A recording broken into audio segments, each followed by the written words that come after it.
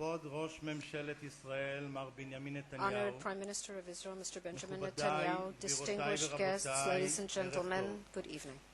אוניברסיטת בר-אילן, Bar-Ilan University בגין סאדאת, and the Begin Sadat גאים Center לארח are את proud ראש הממשלה, to host the מר Prime בנימין Minister of נתניהו, Israel, Mr. Benjamin ומודים לו Netanyahu, על and we שבחר thank בנו him for choosing כבמה us שממנה יישא as the את platform נאומו from המדיני. which he will make his בהזדמנות policy זו, speech. אני At מבקש this לברך opportunity, I את would כבוד like ראש to הממשלה congratulate the Prime בשמי Minister ובשם on my הנהלת behalf and on האוניברסיטה behalf of ומרכז the בגין university סאדאת ולאחל and the לו Begin Sadat Center, הצלחה and to wish במשימותיו him ההיסטוריות great success הרות in הגורל. his fateful and בברכה historic התנ"כית tasks המסורתית, with כבוד ראש the הממשלה, traditional לך בכוחך זה והושעת biblical את ישראל. blessing, go with this אני strength מתכבד and redeem להזמין את ראש the people of ממשלת Israel. I ישראל, have the honor מר of calling בנימין upon נתניהו. the Prime Minister of the State of Israel, Mr. Benjamin Netanyahu.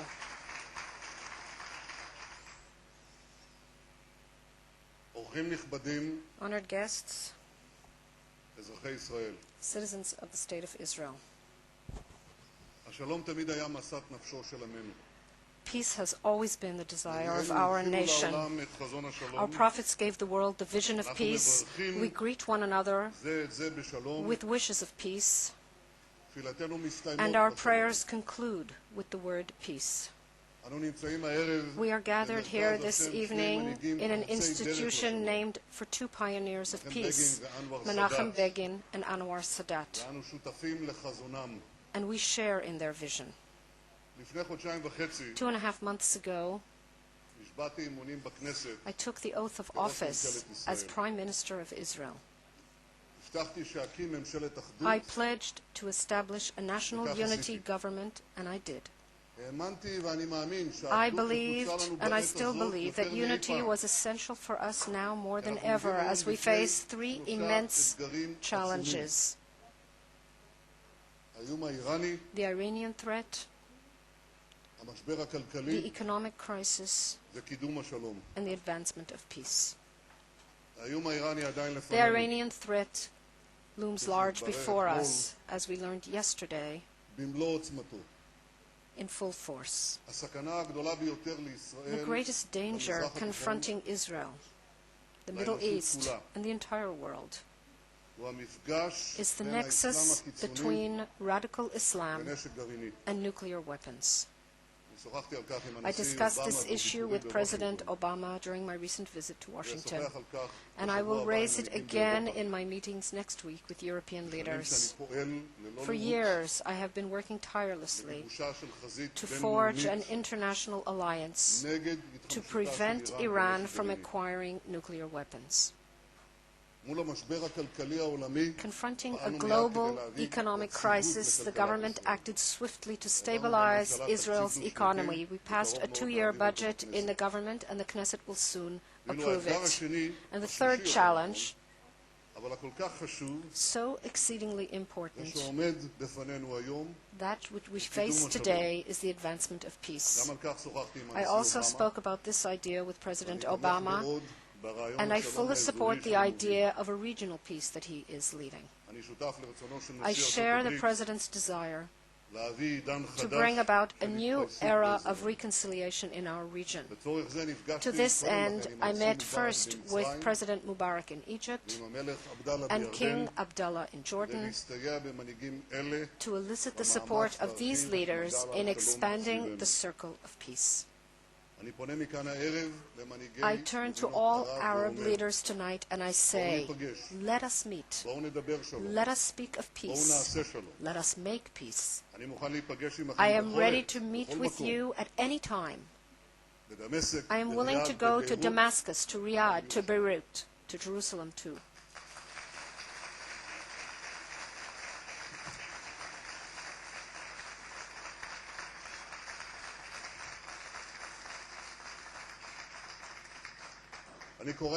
I call on the Arab countries to cooperate with the Palestinians and with us to advance an economic peace. I would like to make it clear, an economic peace is not a substitute for political peace, but it is an important element to achieve it.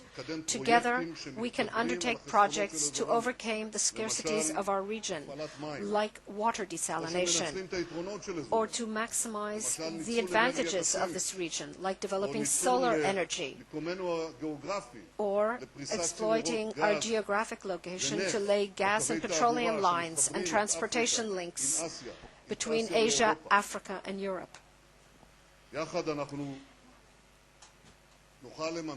Together we can realize the achievements of the impressive entrepreneurship I see in the Persian Gulf. It impresses me very much, and I call upon the talented entrepreneurs of the Arab world to come and invest here to assist the Palestinians and us in spurring the economy. Together we can develop industrial areas that will generate thousands of jobs and create tourist sites that will attract millions of visitors eager to walk in the footsteps of history, in Nazareth, in Bethlehem, around the walls of Jericho and the walls of Jerusalem, on the banks of the Sea of Galilee and the baptismal site of the Jordan. There is an enormous potential for archaeological tourism if only we learn to cooperate and to develop it.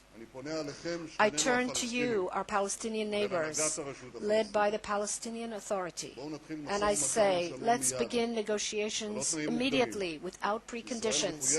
Israel is obligated by its international commitments and expects all the parties to keep their commitments as well. And I say to the Palestinians this evening, we want to live with you in peace as good neighbors.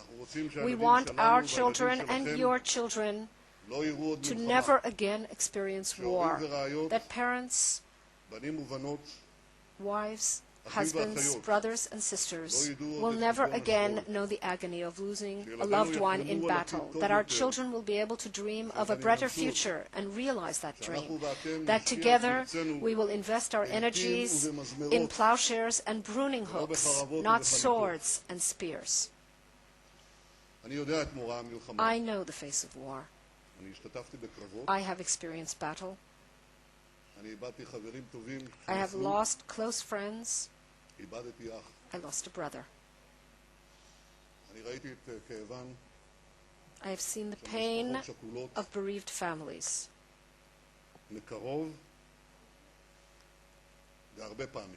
Up close and many times. I do not want war. No one in Israel wants war. If we join hands and work together for peace, together with our neighbors, there is no limit to the development and prosperity we can achieve for our two peoples in economy, agriculture, trade, tourism, and education. Most importantly, in the ability to provide our younger generation with a better world in which to live, a life of creativity, of tranquility, of opportunity and interest and hope. My dear friends, if the advantages of peace are so evident, so obvious, we must ask ourselves why peace remains so remote from us. Even as our hands remain outstretched to peace, why has this conflict continued for more than 60 years? In order to bring an end to the conflict, we must give an honest and forthright answer to the question, what is the root of the conflict? In his speech to the first Zionist conference in Basel, the founder of the Zionist movement, Theodor Herzl, said about the national home, he said, this idea is so big that we must speak of it only in the simplest terms. Today I will speak about the immense challenge of peace in the simplest words possible, at eye level. Even as we look towards the horizon, we must be firmly connected to the reality, לקרקע האמת. to reality, to truth.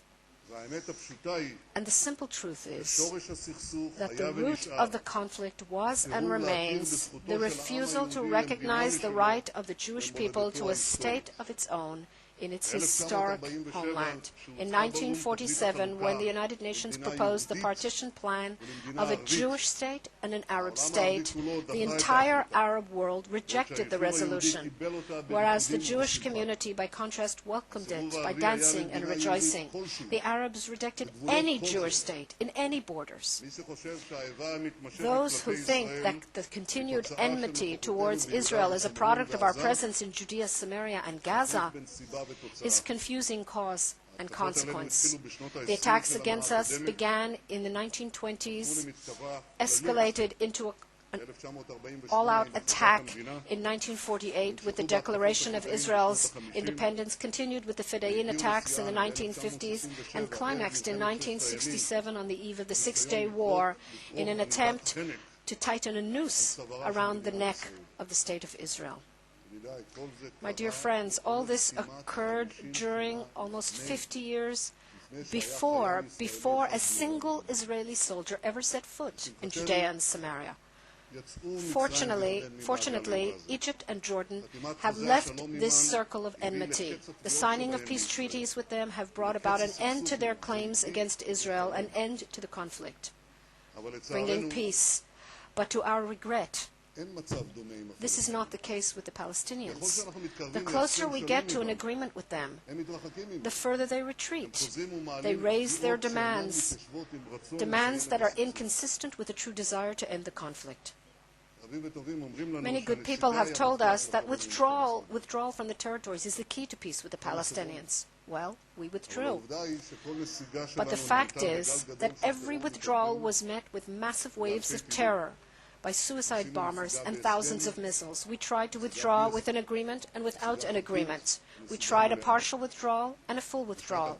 In the year 2000 and again last year, Israel proposed, out of goodwill, an almost total withdrawal in exchange for an end to the conflict, and twice our offers were rejected. We evacuated every last inch of the Gaza Strip. We uprooted tens of settlements and evicted thousands of Israelis from their home. And in response, we received a hail of missiles on our cities, towns, and children. The claim that territorial withdrawals will bring peace with the Palestinians, or at least advance peace, has until now not stood the test of reality. Moreover, Hamas in the south, like Hezbollah in the north, have repeatedly proclaimed their commitment to liberate the cities of Ashkelon, Beersheba, Acre, and Haifa, Tiberias. In other words, territorial withdrawals have not lessened the hatred. And the most regretful thing is that even the moderates among the Palestinians, so far, are not willing to say the simple words: Israel is the nation-state of the Jewish people, and it will remain that way.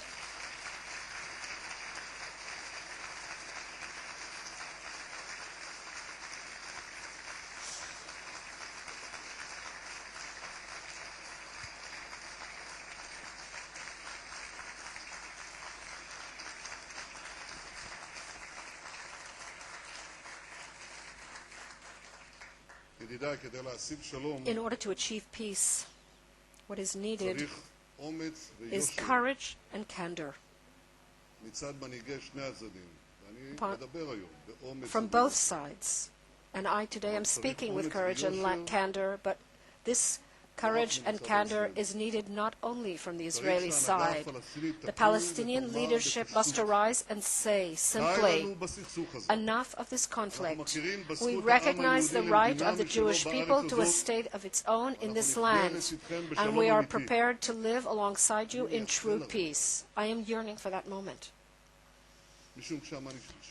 For when Palestinian leaders say these words to our people, these simple words, these true words, when they say this to our people and to their people, then תיפתח הדרך לפתרון the כל path יתר to הבעיות, resolving all the קשות problems ככל שיהיו. between our peoples will be opened, no matter how לכן complex תנאי they may יסוד be. And לקץ therefore, a הסכסוך fundamental prerequisite הוא הכרה for פלסטינית ending the conflict is a public, מחייבת וכנה binding, and an בישראל unequivocal כמדינת Palestinian הלאום recognition של of העם היהודי. Israel as the nation-state of the Jewish people. כדי שההכרה הזאת תהיה To vest בעלת this משמעות declaration with practical meaning, דרושה גם הסכמה there ברורה must לכך also be a clear understanding שבעיית הפליטים that the הפלסטינים Palestinian תמצא את refugee פתרונה problem מחוץ לגבולות will מדינת be ישראל. resolved outside Israel's borders, for it is clear שהתביעה that ליישב את any הפליטים הפלסטינים demand to בתוך ישראל resettle Palestinian התביעה הזאת refugees סותרת within את Israel המשך קיומה של מדינת undermines ישראל. Israel's continued כמדינת העם existence היהודי. as the state of the Jewish people. צריך לפתור את בעיית הפליטים The הפלסטינים. Palestinian refugee problem must be solved, and I believe it can be resolved, as we ourselves proved in a similar situation. ישראל הקטנה, Tiny Israel, עם אוצרות טבע, without national resources, with a tiny piece of territory, successfully absorbed tens of thousands of Jewish refugees who left their homes ולכן penniless הצדק וההיגיון מחייבים. בעיית הפליטים in הפלסטינים Arab countries. Therefore, justice and logic demand that the Palestinian refugee problem must be resolved outside Israel's borders. On this point, there is a broad national consensus here in Israel. אני מאמין שברצון I טוב, believe that with בהשקעה goodwill בינלאומית, and international investment, לפתור בעיה this אנושית זו humanitarian אחת ולתמיד. problem can be permanently resolved.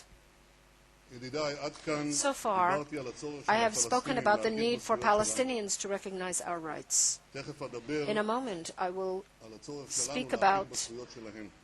our need to recognize their עליי rights. להקדים ולומר, But first, let me say הקשר של that העם the היהודי connection לארץ between ישראל the Jewish נמשך people יותר- and the land נמשך of יותר Israel has lasted for more than 3,500 3,500 years. יהודה ושומרון, Judea and המקומות בהם Samaria, הלכו the אברהם, places יצחק where ויעקב, Abraham, Isaac, and Jacob, דוד ושלמה, David and ישעיהו Solomon, וירמיהו, Isaiah, אינם and ארץ Jeremiah חבויה לנו. lived. This is not an זוהי alien ארץ land. אבותינו. This is the land of our forefathers.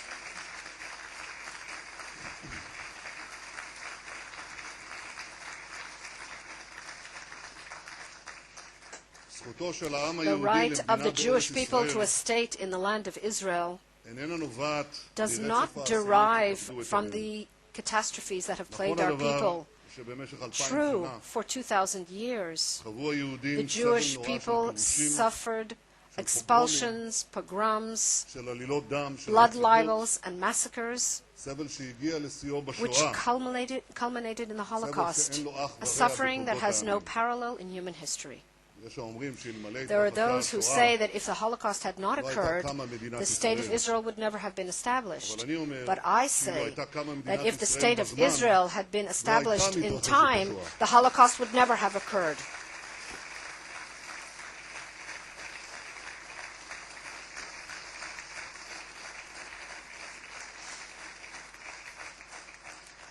הטרגדיות שנבעו מחוסר האונים This של העם tragic היהודי history of powerlessness מבהירות, מחדדות, explains מדוע עמנו why זקוק the לכוח Jewish ריבוני, people לכוח needs מגן a ריבוני sovereign משלו. power of self-defense. אבל זכותנו But our להקים right to build את מדינתנו our הריבונית state, כאן our בארץ sovereign ישראל state here in נובעת the land of מעובדה Israel אחת פשוטה. arises from one ארץ simple ישראל fact. היא מולדתו של העם This היהודי. is the homeland of the Jewish people. וכאן נצרבה This זהותנו. is where our identity was forged.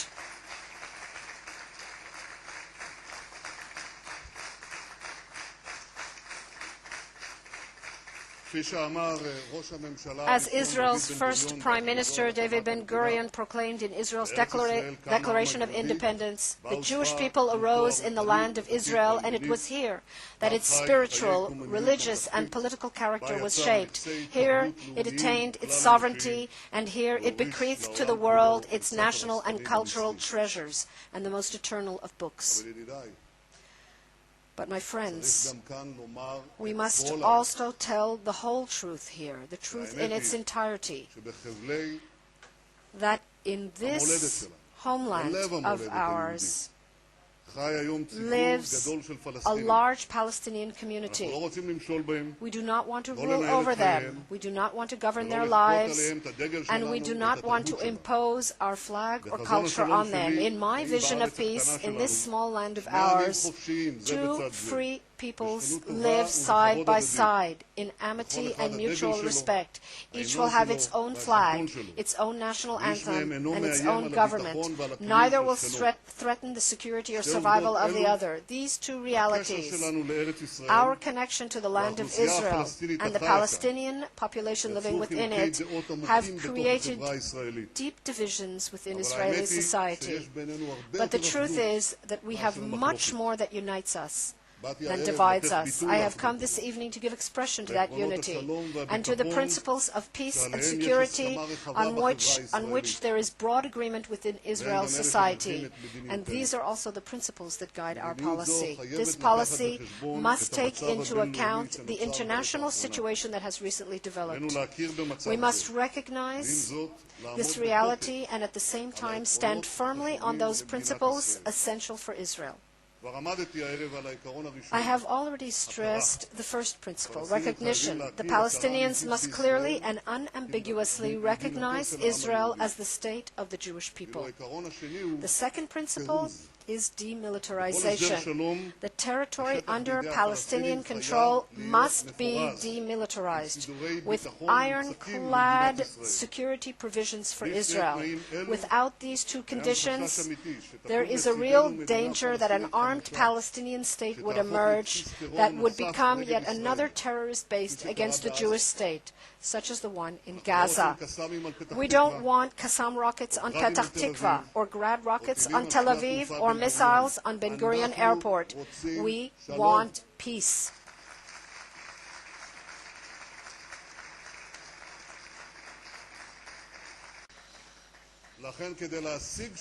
In order to achieve peace, we must ensure that Palestinians will not be able to import missiles into their territory, to field an army, to close their airspace to us, or to make pacts with the likes of Hezbollah and Iran. On this point as well, there is a very wide consensus in Israel.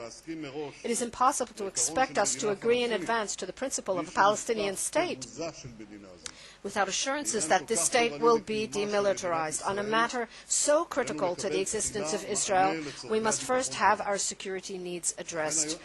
Therefore, we ask our friends in the international community today, led by the United States, for what is critical to the security of Israel.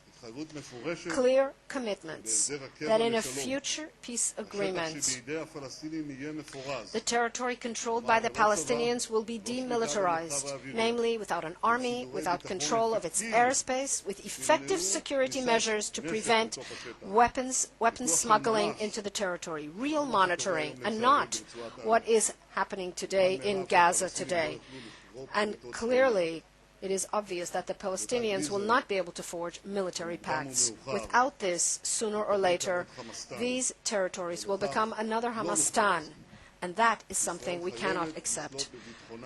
Israel must control its security and fate. I told President Obama when I was in Washington that if we could agree on the substance, then the terminology would not pose a problem. And here is the substance that I now state clearly. If we receive this guarantee regarding demilitarization and Israel's security needs, and if the Palestinians recognize Israel as the state of the Jewish people, then we will be ready in a future peace agreement to reach a solution where a demilitarized Palestinian state exists alongside the Jewish state.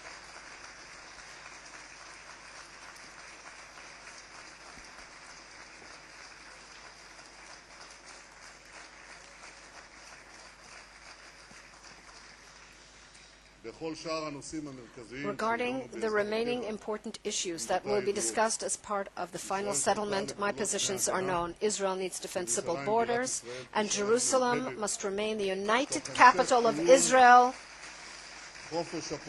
with continued religious freedom for all faiths. The territorial question will be discussed as part of the final peace agreement. In the meantime, we have no intention of building new settlements or of expropriating additional land for existing settlements. But there is a need to enable the residents to live normal lives, to allow mothers and fathers to raise their children like families everywhere. The settlers are neither the enemies of the people, nor are they the enemies of peace. They are our brothers and sisters, pioneers, Zionists, principled people.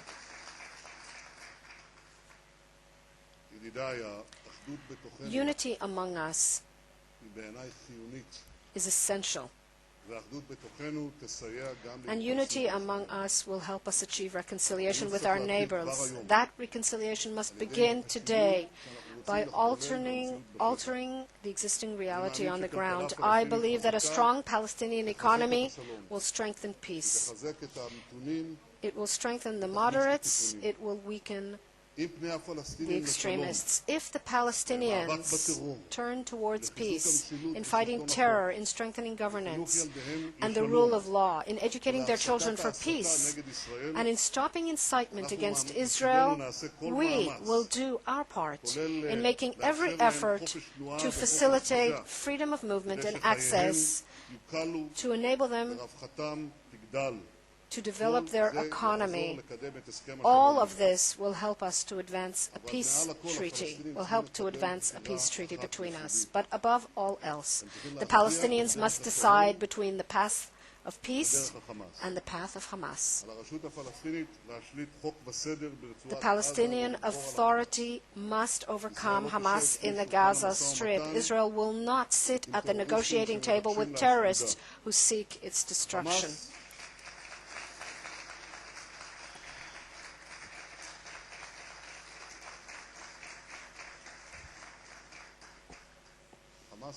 Hamas will not even allow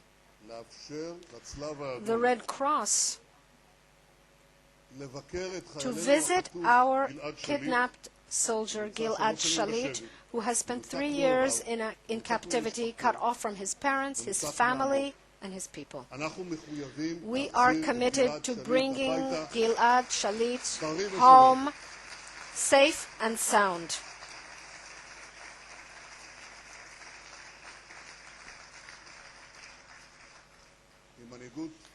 With a Palestinian leadership committed to peace, with the active participation of the Arab world, and the support of the United States and the international community, there is no reason why we cannot achieve a breakthrough to peace. Our people has already proved that it can do the impossible. Over the past 61 years, while constantly having to defend our existence, we have performed wonders. Our microchips are powering the world's computers. Our medications are treating diseases once considered incurable. Our drip irrigation is bringing arid lands back to life across the globe, and Israeli scientists are expanding the boundaries of human knowledge. If only our neighbors would respond to our call, peace too will be within our reach. I call upon the leaders of the Arab world and upon the Palestinian leadership. Let us continue together on the path of Menachem Begin and Anwar Sadat, Yitzhak Rabin and King Hussein. Let us realize the vision of Isaiah the prophet, who in Jerusalem said 2,700 years ago, "No nation shall lift up sword against nation, and they shall learn war no more." And with God's help, we will know no more war. We will know peace.